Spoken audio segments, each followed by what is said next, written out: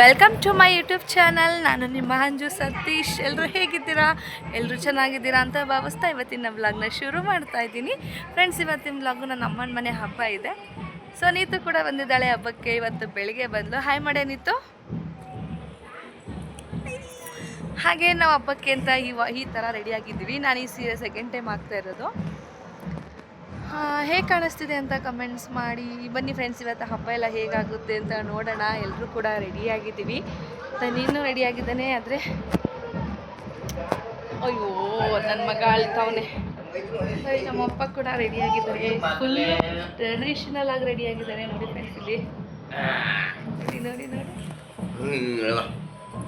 ನೋಡಿ.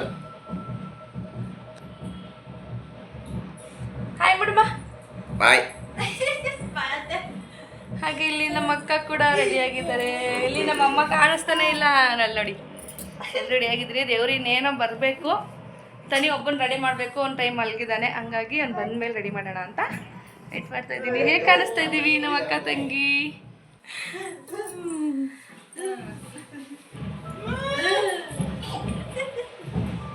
Okay friends, next ದೇವ್ರು ಬಂದಮೇಲೆ ಸಿಗ್ತೀನಿ. ಇವತ್ತು ದಿನ ಹೇಗೆಲ್ಲ ಆಗುತ್ತೆ ಅಂತ ನಿಮ್ಮ ಜೊತೆ ಕೂಡ ಶೇರ್ ಮಾಡ್ಕೊತೀನಿ. ಇಷ್ಟ ಆದರೆ ಲೈಕ್ ಮಾಡಿ, ಶೇರ್ ಮಾಡಿ. ವಿಡಿಯೋನ ಸ್ಕಿಪ್ ಮಾಡಿದೆ ನೋಡಿ, ಪ್ಲೀಸ್ ಸಪೋರ್ಟ್ ಮಾಡಿ. ಫ್ರೆಂಡ್ಸ್, ಇಲ್ಲಿ ಅಮ್ಮ ಪೂಜೆಗೆ ಅಂತ ತೊಂಬಿಟ್ಟಾರ್ತಿ ಮತ್ತು ದೇವ್ರ ಪೂಜೆಗೆ ಅಂತ ಪೂಜೆ ಸಾಮಾನೆಲ್ಲ ರೆಡಿ ಮಾಡ್ಕೊಂಡಿಟ್ಟಿದ್ದಾರೆ. ಸೊ ಇನ್ನು ದೇವ್ರು ಬಂದಿಲ್ಲ, ಹಾಗಾಗಿ ವೆಯ್ಟ್ ಮಾಡ್ತಾ ಇದ್ದೀವಿ. ಹಾಗೆ ದೇವ್ರ ಮನೆಯಲ್ಲಿ ಕೂಡ ದೀಪ ಹಚ್ಚಿದ್ದಾರೆ. ಹಬ್ಬ ಅಂದಮೇಲೆ ದೀಪ ಉರಿಲೇಬೇಕು ಅವತ್ತು ದಿನ ಎಲ್ಲ. ನೋಡಿ, ಮನೆ ಹತ್ರ ಎಲ್ಲ ಕೂತ್ಕೊಂಡು ದೇವ್ರಿಗೋಸ್ಕರ ವೆಯ್ಟ್ ಮಾಡ್ತಾ ಇದ್ದೀವಿ. ದೇವ್ರು ಬಂದು ಆಲ್ರೆಡಿ ಸ್ವಲ್ಪ ಮುಂದೆ ಹೋಗಿದೆ. ಯಾಕೆ ಅಂದರೆ ಆ ಕಡೆ ಲಾಸ್ಟು ಜಾಗ ರೋಡ್ ಇಲ್ಲ, ಬೇರೆ ಯಾವುದು ಮನೆ ಇಲ್ಲ. ಹಾಗಾಗಿ ಆ ಕಡೆಯಿಂದನೇ ಪೂಜೆ ಮಾಡಿಸ್ಕೊಂಡು ಬರ್ತಾರೆ. ಅದಕ್ಕೋಸ್ಕರ ನಾವು ಹೊರಗಡೆ ಕೂತ್ಕೊಂಡು ಪೂಜೆ ಸಾಮಾನು ಇಟ್ಕೊಂಡು ವೆಯ್ಟ್ ಮಾಡ್ತಾ ಇದ್ದೀವಿ. ಇನ್ನು ತುಂಬ ಜನ ಇದ್ದಾರೆ ಫ್ರೆಂಡ್ಸ್. ಊರು ಜನ ಎಲ್ಲ ಸೇರ್ಕೊತಾರೆ. ಅಂದರೆ ಇಲ್ಲಿಗೆ ತುಂಬ ಜನ ಎಲ್ಲರೂ ಓಡಾಡಿ ತುಂಬ ಕಾಲು ನೋವು ಮತ್ತು ಹೆವಿ ಬಿಸಿಲು. ರೋಡಲ್ಲಂತೂ ಕಾಲು ಇಡೋಕ್ಕೆ ಆಗೋಲ್ಲ. ಹಾಗಾಗಿ ಸ್ವಲ್ಪ ಜನ ಅಲ್ಲಲ್ಲೇ ಕೂತಿರ್ತಾರೆ. ಇದೊಂದು ಏರಿಯಾದಲ್ಲಿ ಮುಗಿಸ್ಕೊಂಡು ಆಮೇಲೆಲ್ಲ ಒಟ್ಟಿಗೆ ಜಾಯಿನ್ ಆಗ್ತಾರೆ. ಇಲ್ಲಿ ಇದು ಮಾತ್ರ ನಮ್ಮ ಬೀದಿ ಜನಗಳು ಮಾತ್ರ ಇಲ್ಲಿಂದ ಪೂಜೆ ಮುಗಿಸ್ಕೊಂಡು ತೊಂಬಿಟ್ಟಾರತಿನ ತೊಗೊಂಡು ಹೋಗ್ತಾರೆ. ನಮ್ಮ ಮನೇಲಿ ತೊಂಬಿಟ್ಟಾರತಿ ತೊಗೊಂಡು ಹೋಗ್ತಾ ಇರೋದು ನಮ್ಮ ಅಕ್ಕ.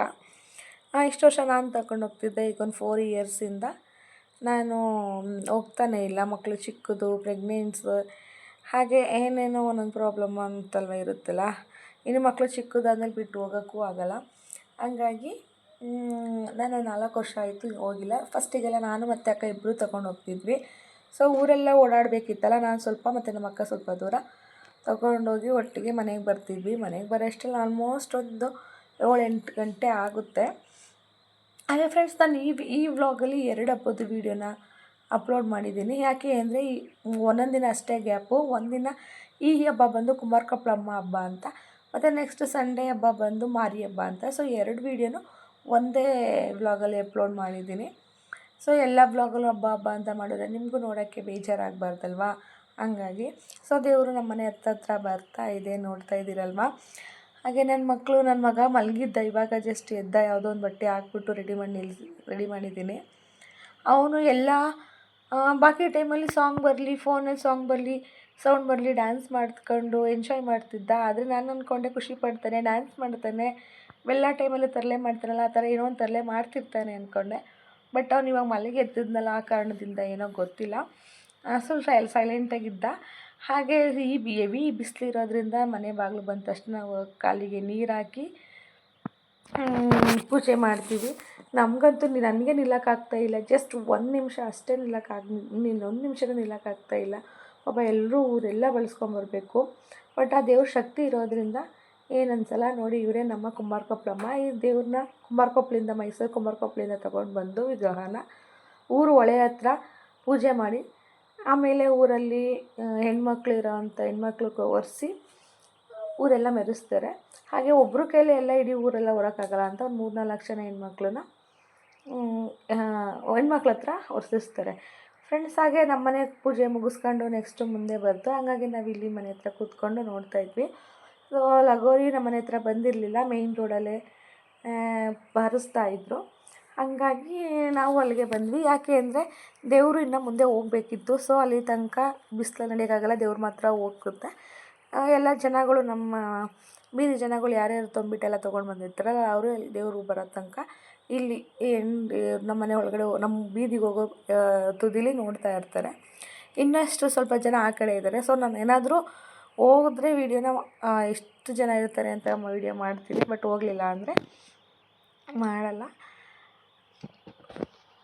ನೋಡಿ ನನ್ನ ಮಗ ಅಂತೂ ಇಲ್ಲೂ ಸಹ ಹೋಗಿ ಡ್ಯಾನ್ಸ್ ಮಾಡಲೇ ಇಲ್ಲ. ಯಾಕೋ ಒಂದು ಸೌಂಡ್ ಎಲ್ಲ ಕೇಳಿದ್ಕೋ ಏನೋ ಹೆದ್ರುಕೊತಾ ಇದ್ದ. ನಾನು ತಪ್ಕೊಂಡು ನಿಲ್ತಾ ಇದ್ದ.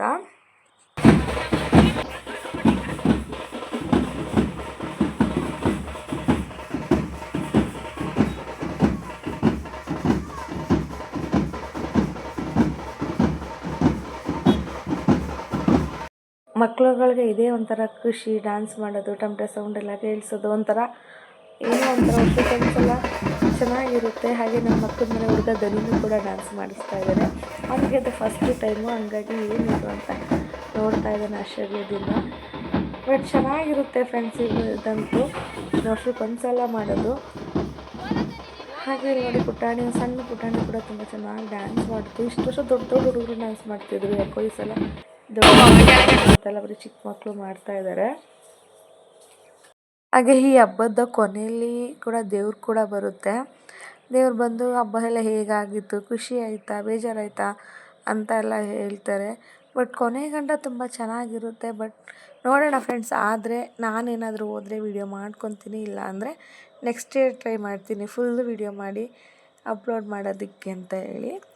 ಅಲ್ಲಿ ನೋಡಿ ನನ್ನ ಮಗ ಡ್ಯಾನ್ಸ್ ಮಾಡೋ ಹೋಗಿ ಅಂತ ಅಂದರೆ ಹಿಂದಿಂದ ಸೀರೆಯಿಂದ ಉಸ್ಕೊತಾ ಇದ್ದಾನೆ.